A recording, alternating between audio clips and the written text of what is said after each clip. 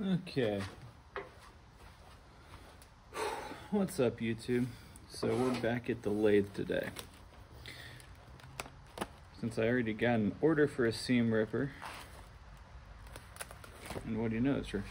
Found it quick in the big book of projects. Just need to figure out what the drill bit is, which is a letter O, which is what I thought it was, but I always confirm, which is right here. I'm gonna need that page for when I put the bushings on, so whoops. So we will throw everything back into here, just like normal. I already cut the length if this is some of the leftover wood I use from cutting boards, so I actually can cut it to whatever length I need to make these ones. If I can do that, it doesn't always save time, but it does make life a little easier.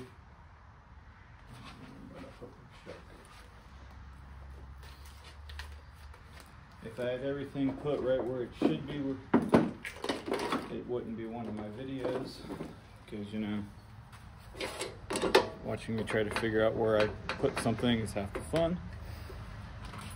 If it's not, let me know.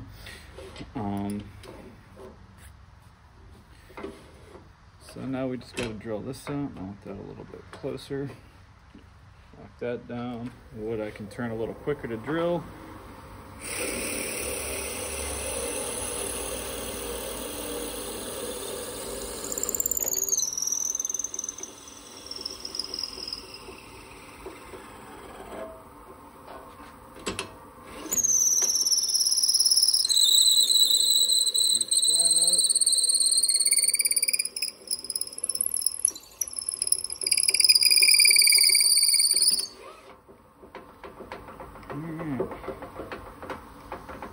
Pull that out, pull up my drill bit, and that's all drilled up. So now we're gonna release that. I know I had my pack right here. Where the heck did I put it?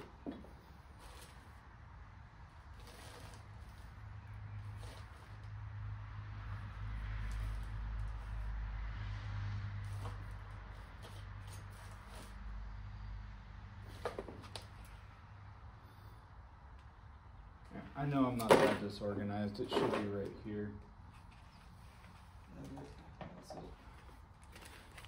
That's it. I just forgot to bring it over. All right. So out of my package, I need to grab the brass tube out of here, which of course this one's missing. So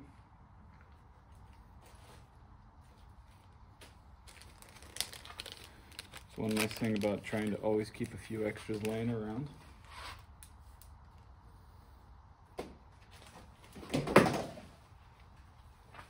Just striking out the dough. Alright. Just going to sand this down with a little 120 real quick to give this a little tooth.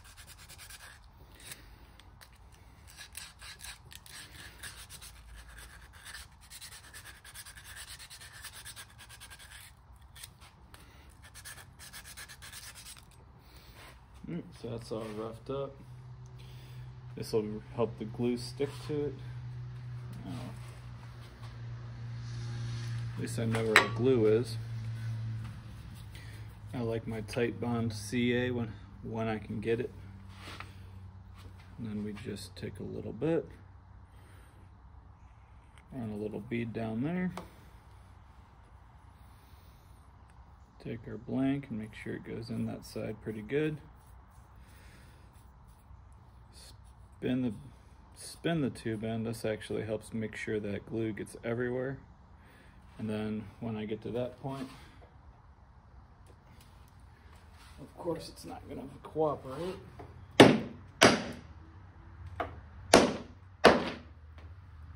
There we go. Sometimes the directions call for it to be kind of a little too tight, or after you're done drilling it, the wood will expand and not let it seat in there nice and pretty. So that's why a couple taps with the hammer is usually all it takes. Now we'll be back at the sander in about 10-15 minutes to square this end off, and then we will sand this square, bring it back here, and we'll have it on the lathe. So we'll be right back.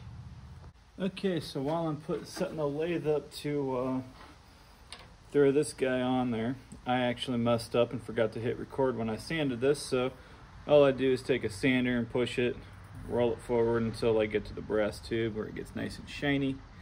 I have shown it in previous videos, so if you're upset that you missed it, the pen turn, or the first of many pen videos, that's the one where I know it's in there. I apologize, I'm still figuring out the whole recording myself thing.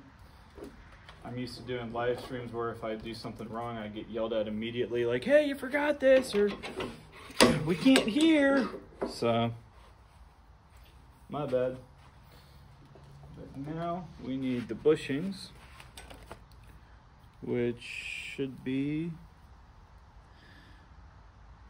manual preparation.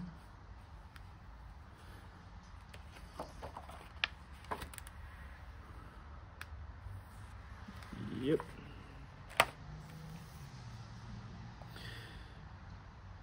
I won't deny I do prefer PSI's instructions better, because they literally spell everything out, each individual measurement, where all you need is a pair of calipers, which I've got 3 of them out here in this shop right now.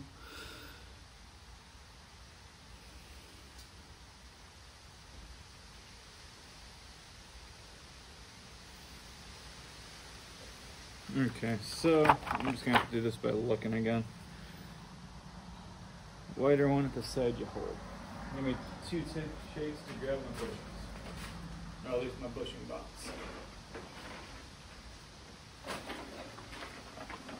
Flustered myself once, now I'm all messed up and discombobulated.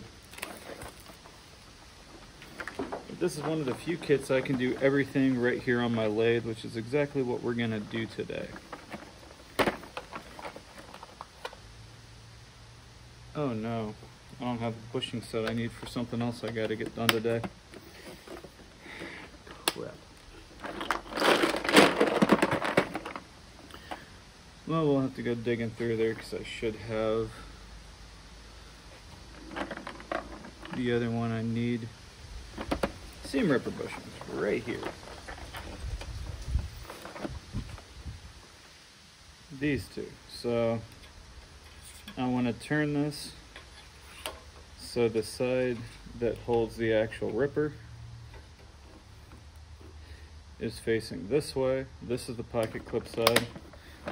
Not that you need a pocket clip for a seam ripper, but it comes with it, and I do think it makes it kind of nice so you can clip it to the outside of a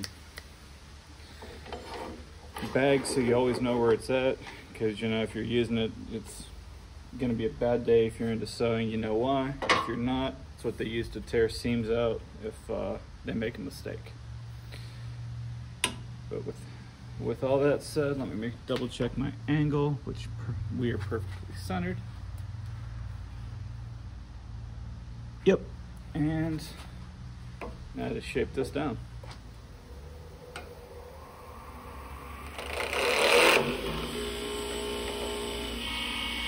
Helps if you tension it up.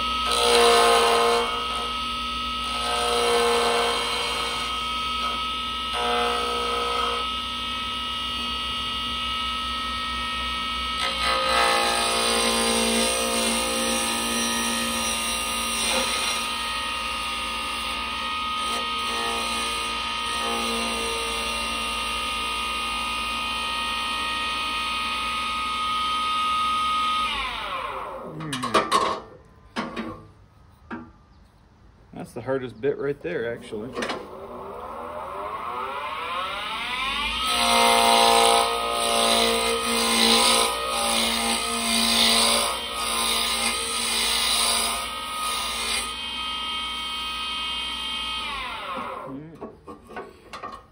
Now we're rounded up. Now I just need one of my hollowing scrapers that doesn't have a negative rake. Here's the last one I grabbed. Now we just got to get this so you can grab this, shape everything else up, and we're done.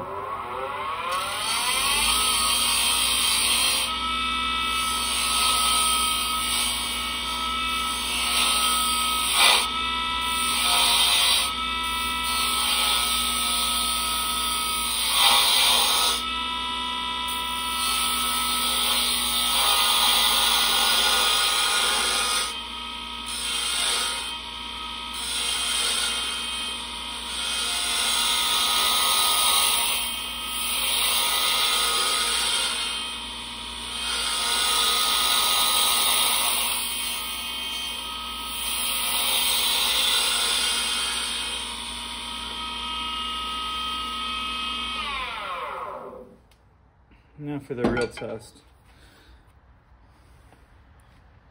Because out in here is actually where this ripper itself is going to be. So you want it to fit your hand pretty well. That feels pretty nice, especially if somebody has petite fingers. My hands are kind of on the big side, but my fingers are not. They're just super duper long. So I can actually, it makes it, I think I've got the perfect shaped hand for assessing pens. Seam rippers, anything of that nature. Now we just got to sand this down.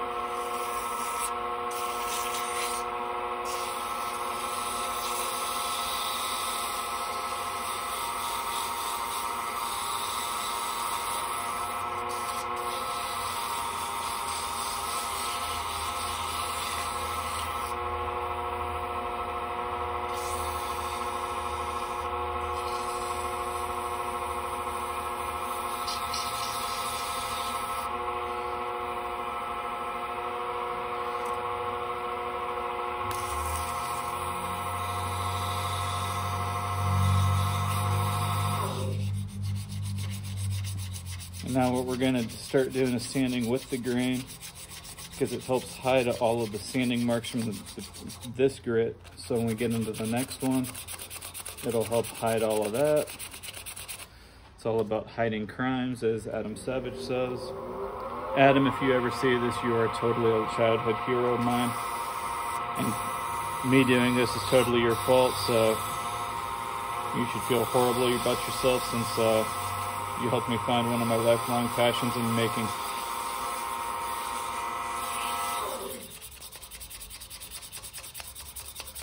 Total sarcasm for people that don't get it. I might have just been watching Tested, so his antics are fresh on my mind.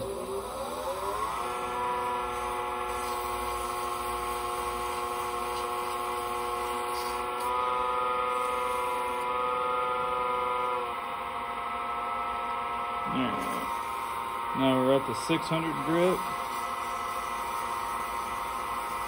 As we get into the finer ones, it's not going to show as much, so I might skip a few every other, going with the grain sandings, just to,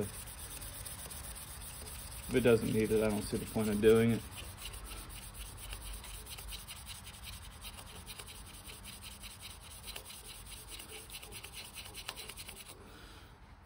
Alright, here's 800.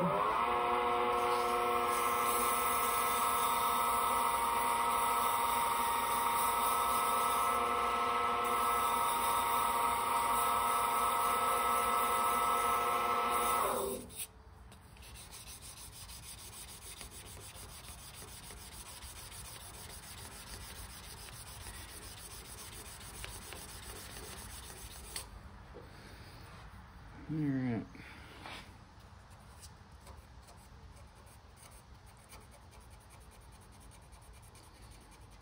Itty bitty sanding.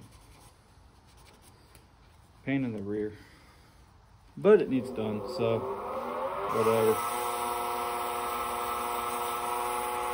And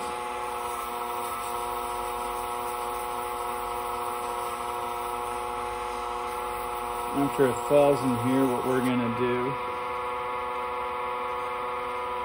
these pads are actually shot. I've used them quite a few times before. I can usually get 2 to 3 pens out of each set, so we're gonna put a line here, a line here,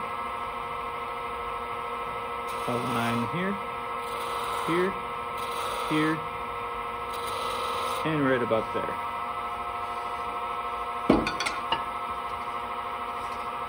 Now, anyone that's seen previous videos already knows my wire burner.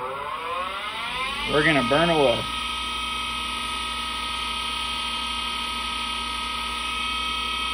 Black, burnt,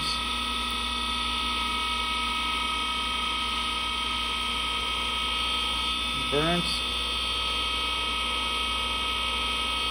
burnt, good.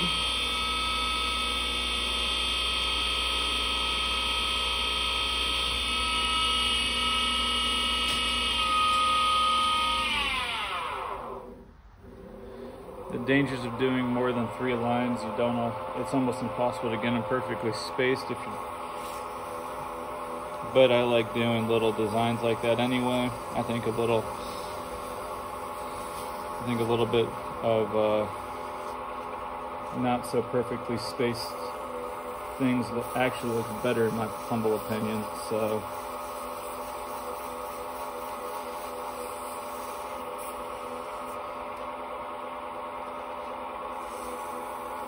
And I know some people won't actually do that at all, so that's one reason why I like doing it when I can, because I think it does set it off just a little bit more. And now it's time to burnish.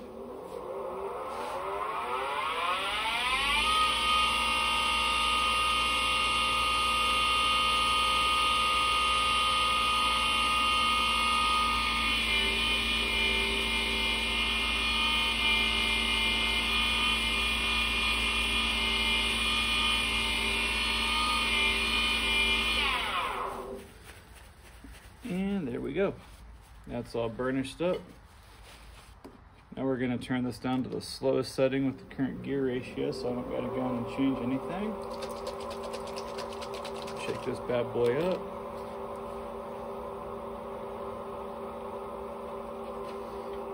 And we will apply a little pen finish.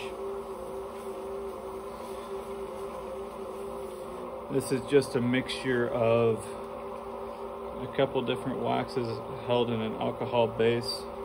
The alcohol it helps carry the wax into the wood deeper and then dries almost instantly. So yeah, it's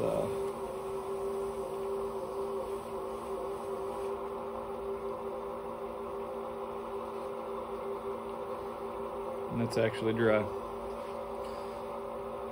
It's about the time I'm done putting a little bit more on the paper towel, and then by the time I touch it to transfer, it's actually totally dry. I think that's 3 coats. I'm just trying to get a nice full coat on there. And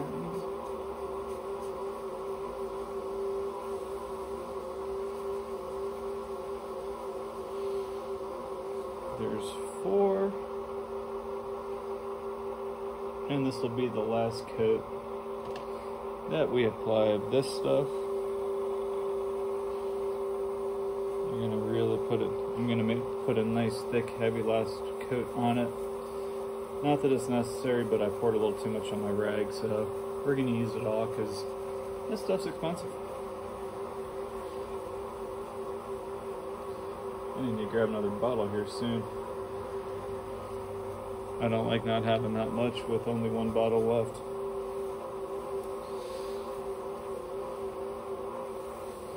Good stuff too. Came highly recommended, and I'm very glad I switched.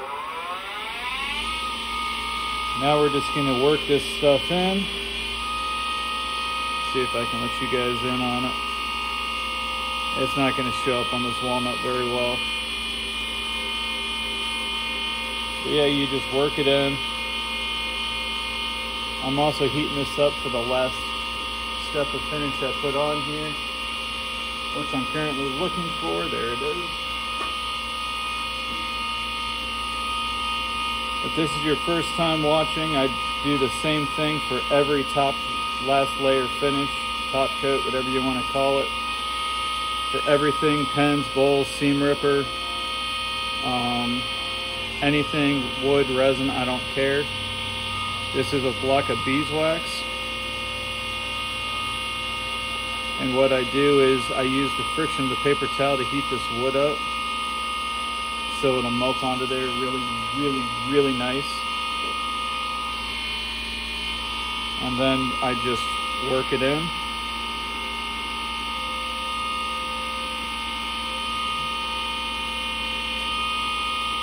As you can see, I just slowly work it in, top to bottom. Move it all around, make sure there's nothing left. Might be hard to see on camera, but in person you can actually see where everything's at. And then yeah, that's our seam ripper handle already done, turned up, ready to rock and roll. If you'll forgive me the 10 seconds it's going to take me to go grab a pen press, I will be right back.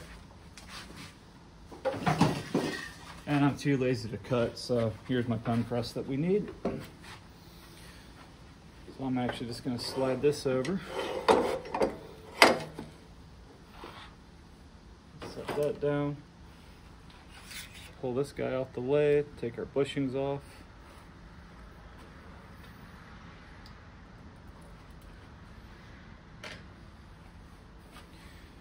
And that right there is our seam ripper. You can work your seam, rip it out that way, hold it that way. I don't know if there's a right way. I just know as long as your seam comes out, if it's not right, that's all it needs to do.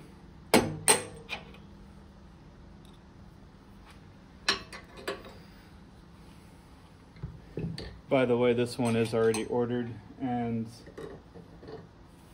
so this one will not be available, but I'm going to be making a few more off camera. Now I need my kit from the seam rippers, which should be under this.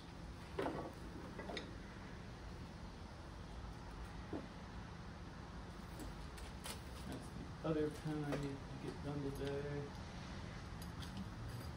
Sketch pencil too. Apparently I don't know how to put anything away anymore. Alright. So to pop this together, I don't need the instructions. These are some of the easiest ones I make, at least for the final assembly part. So all we do is take these two guys,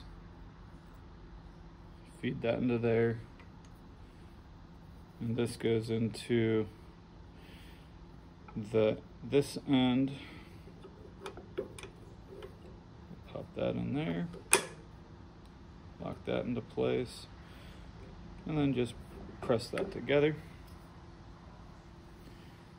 And there's that. And then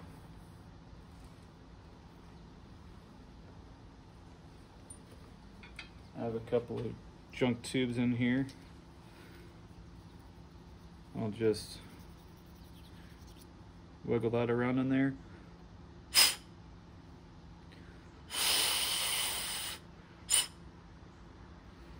Alright, because that gets all the extra debris out of the middle. I'm done with this so I can get it out of the way. I wish all pens went together that easy. But then again, if they were that easy, then everybody'd be making this stuff. And it also comes with a bunch of these little itty bitty rubber bands. This is the only time I don't save these bags, because these rubber bands are a pain to get out. They get a little bit of static electricity on them, and then they cling like you wouldn't believe.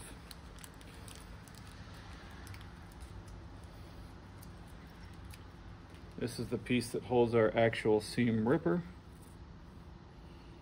And then I just take these, slide that on, take the next one, slide that over the top, slide it down to the next hole. I almost always rip at least one of these when I'm putting them on. So this side's a little bit trickier. You got to actually grab it with your nail. So if you're going to break one, it's almost always on this side. And then you just